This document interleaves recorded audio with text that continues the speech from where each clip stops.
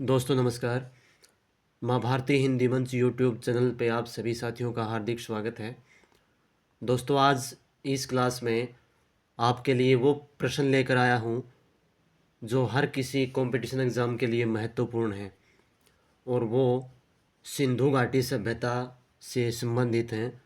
MCQ type में रहेंगे या वन लाइनर में। हर किसी एग्ज़ाम में यहाँ से एक प्रश्न, एक या दो प्रश्न ज़रूर पूछा जाता है।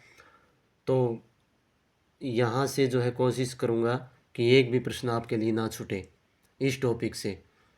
इसमें जितने भी प्रश्न हैं उनको ध्यान से देखिए, अपने साथियों को शेयर कीजिए।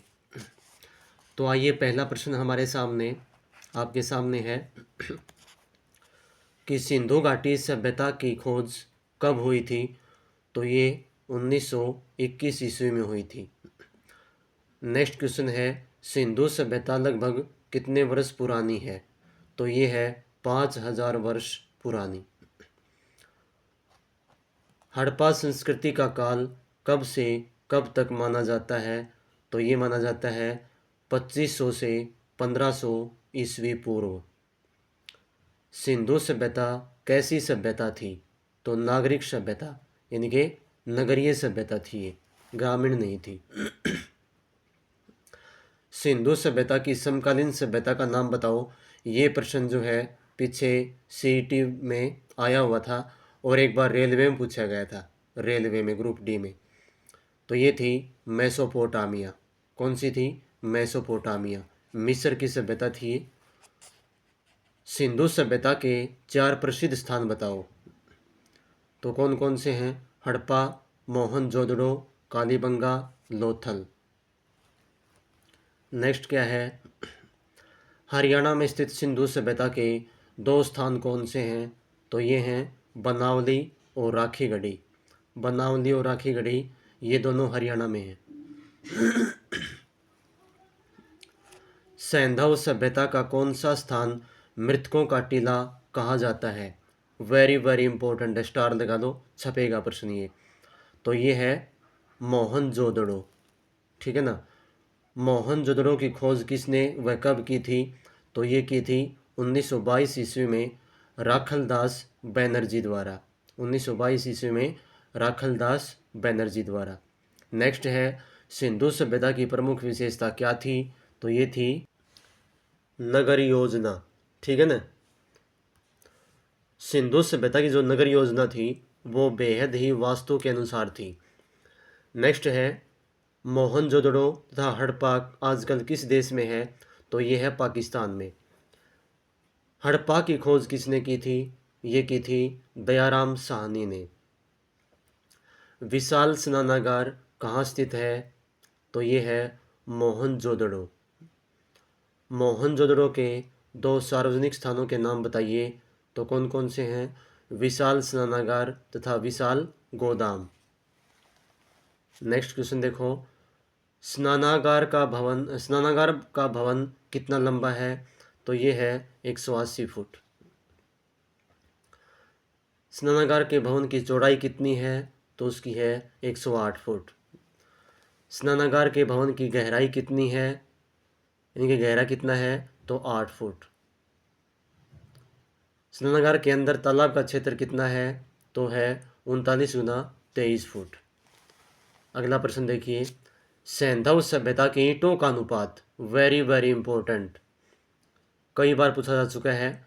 अब मुझे ध्यान नहीं कि कौन कौन से, 4 बार मेरे सामने जो है, जो मैंने एग्ज़ाम दिए उन्हें पूछा गया। ईंटों का अनुपात तो 1:2:4। स्टार लगा लो, छपेगा प्रश्न कहीं ना कहीं आपके सामने। 1:2:4। भिवानी जिले का सिंधु सभ्यता स्थल कौन सा है। तो ये है मित्ताथल। वैसे बहुत सारे हैं, मित्ताथल है, बनावली है, राखीगढ़ी है, ये सारे हरियाणा में आ जाएंगे। ये कालीबंगा कहाँ स्थित है। तो ये है राजस्थान में। और कालीबंगा का अर्थ पूछे तो काली चूड़ियाँ। ठीक है ना। हड़प्पा हड़प्पा संस्कृति के लोगों की मुख्य फसलें क्या थी। तो क्या थी? गेहूँ, जौ, चावल और कपास। ठीक है। सिंधु सभ्यता के समय के आभूषणों के नाम बताओ। भाई कौन कौन से आभूषण जो है ना प्रचलन में थे उस समय, तो हार, कंगन, अंगूठी। ठीक है। नेक्स्ट क्वेश्चन है 24 का कि सिंधु सभ्यता के लोग किस औषधि का सेवन करते थे, तो ये थी शिलाजीत। क्या थी? शिलाजीत एक औषधि होती है जो पहाड़ों में जो है पाई जाती है। सैंधव निवासियों की लिपि कैसी थी, तो सिंधु सभ्यता के जो निवासी थे उनके चित्र में यानी कि भाव चित्रात्मक लिपि थी। आगे देखो, सैंधव लिपि के मूल अक्षर कितने हैं, तो उसके हैं 40। उस लिपि को अभी तक जो है ना कोई भी वैज्ञानिक पढ़ नहीं पाए हैं। सैंधव, हाँ, किस स्थान की खुदाई से ठीकरों पर लेख मिलते हैं?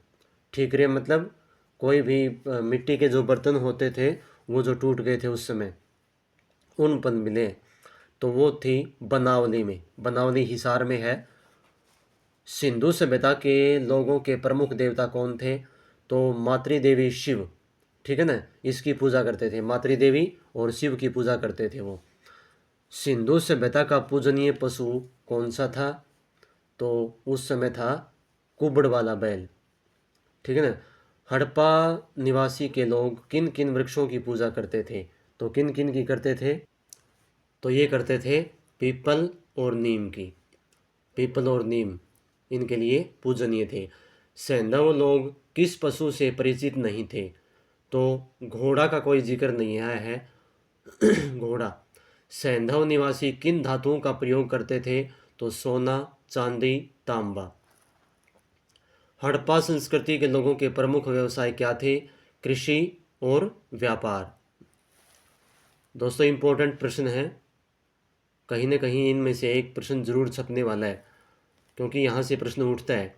सैंधव संस्कृति में मापतोल की इकाई क्या थी, तो ये जो है ये 16 मिसप्रिंट हो रहा है, तो उस समय बाट होती थी, बाट। ठीक है ना। सैंधव लोग किस धातु से परिचित नहीं थे, तो लोहा धातु से परिचित नहीं थे वो, लोहा से। नेक्स्ट क्वेश्चन देखिए, सैंधव सभ्यता से संबंधित स्थानों की खुदाइयों से अब तक कितनी मोहरें प्राप्त हो चुकी हैं, तो लगभग 2000 मोहरें प्राप्त हो चुकी हैं। 2000 मोहरें। ज़्यादातर मोहरें किसकी बनी हुई हैं, तो ये बनी हुई हैं घिया पत्थर की। ये पत्थर का नाम है। सिंधु सभ्यता के निवासियों के किन किन 4 देशों से व्यापारिक संबंध थे, ये प्रश्न भी आया था भाई एक बार। इनमें से चारों में से एक का नाम नहीं था, ये नहीं में पूछा गया था। मुझे याद है कि सिंधु सभ्यता के निवासियों में कौन सा देश शामिल, कौन सा व्यापारिक देश शामिल संबंधित नहीं था। ठीक है ना। तो सुमेर, मिस्र, ईरान तथा अफगानिस्तान, ये आप चारों को याद रखना पड़ेगा। सिंधु सभ्यता के विनाश के कोई 2 कारण बताइए, तो विनाश के कि किस प्रकार से जो है उसका मतलब विनाश हुआ था, तो भूकंप और बाढ़। वैसे तो अलग अलग जो इतिहासकार हैं उनके अलग अलग मत हैं, लेकिन जो मुख्य रूप से भूकंप था, बाढ़ ही अनुमान लगाया गया है कि इसके विनाश के कारण बने ही हैं। किस स्थान की खुदाई से जुते हुए खेत के प्रमाण मिले हैं, तो ये कालीबंगा। और कालीबंगा कहाँ है, राजस्थान में। इम्पोर्टेंट सैंधव स्थल है ये कालीबंगा। यहाँ काला पड़ा गेहूँ और कुछ एक मतलब चूड़ियाँ मिली हैं, और एक मिट्टी की गाड़ी मिली है यहाँ से कालीबंगा से, जुते हुए खेत मिले हैं और चावल के अवशेष मिले हैं, चावल के अवशेष। सैंधव सभ्यता में हरियाणा की क्षेत्र की राजधानी कौन सी थी, हरियाणा क्षेत्र की, तो ये थी राखीगढ़ी, राखीगढ़ी। सैंधव सभ्यता में सरकारी आय का मुख्य साधन क्या था, तो ये था भूमिकर। ठीक है ना, भूमिकर।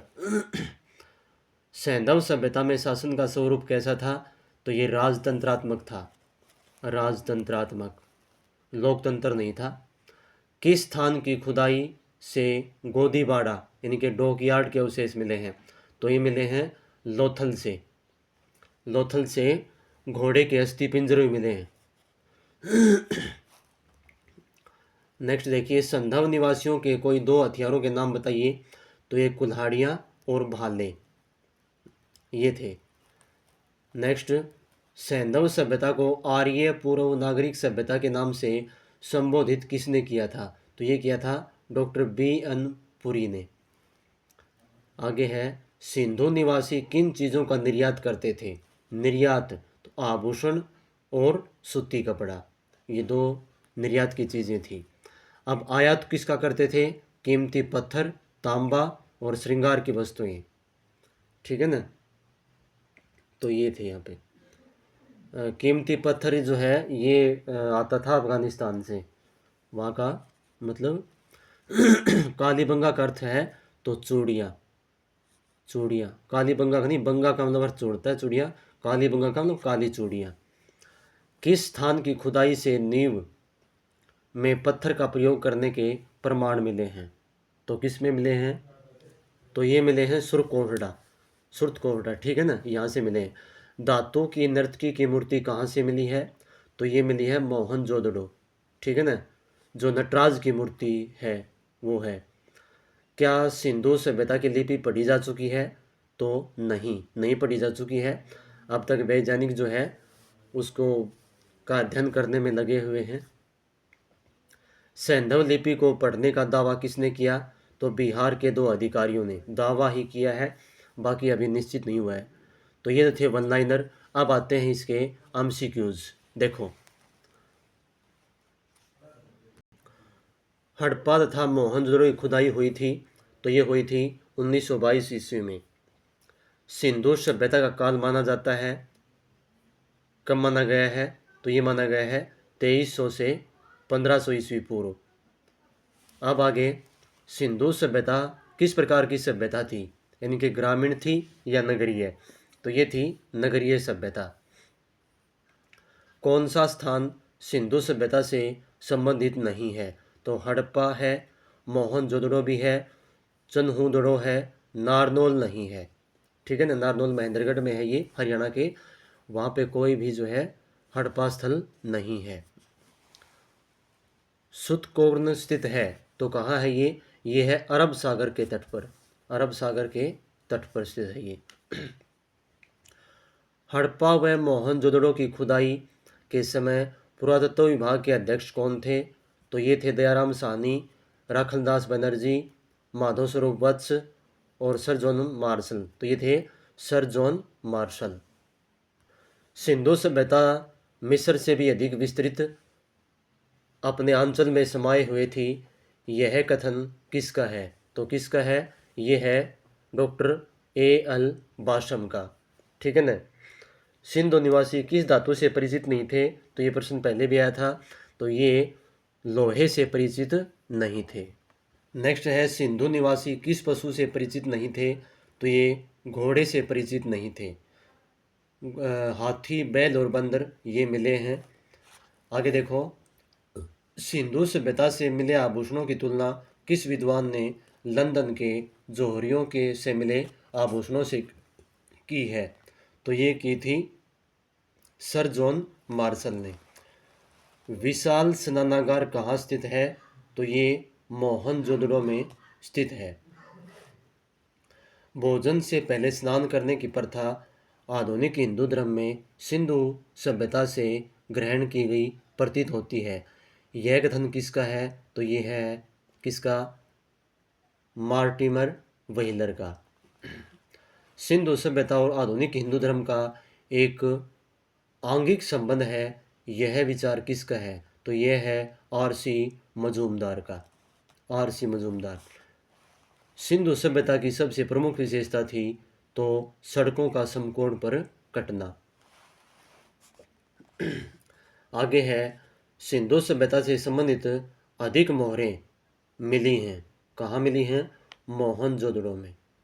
तो ये मोहनजोदड़ो में मिली हैं। पृथ्वी से पुरातत्व नामक पुस्तक के लेखक कौन थे? तो ये थे सर मार्टिनर व्हीलर। सिंधु सभ्यता में पूजनीय पशु था, फिर आ गया ये था कुबड़ वाला बैल।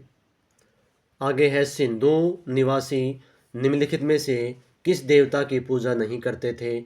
तो ये शिव की करते थे, मातृ देवी की, पशुपति की और विष्णु विष्णु की नहीं करते थे। ठीक है ना। हड़प्पा संस्कृति के निर्माता थे, कौन थे?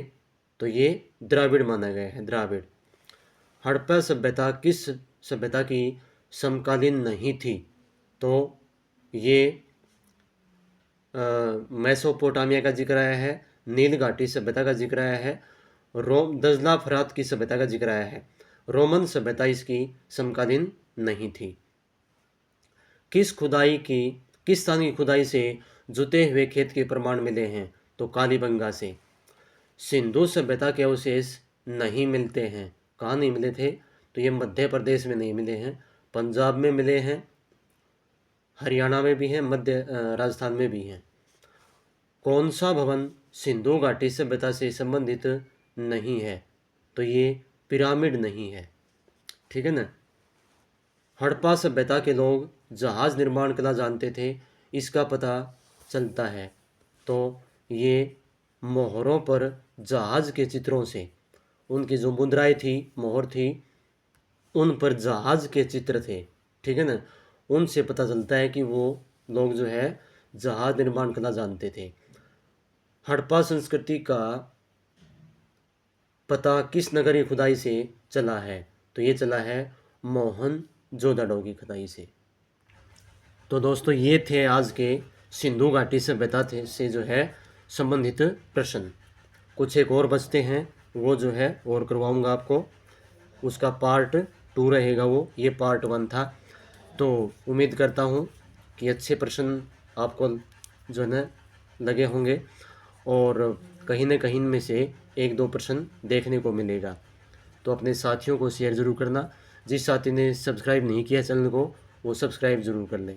मिलते हैं नई क्लास में जल्दी ही। धन्यवाद। जय हिंद, जय भारत।